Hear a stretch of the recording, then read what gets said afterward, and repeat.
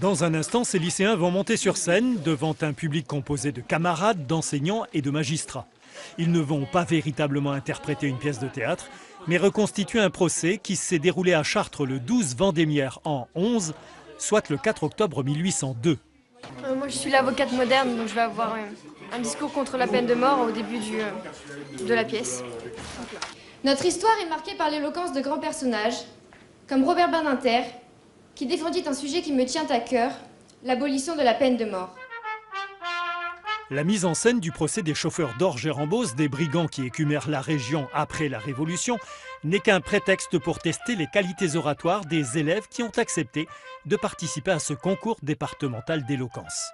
Il y avait une immense foule de Chartrains sur la place des Éparts, tous heureux de voir guillotiner les 21 criminels de la bande d'Orgères.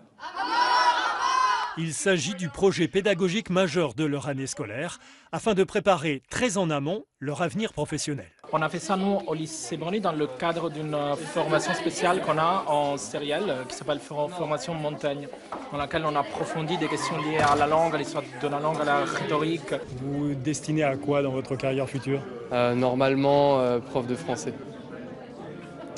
C'est pas vraiment dans le même style, mais il faudra quand même connaître un peu les méthodes du théâtre, de tout ce qui concerne ce domaine-là.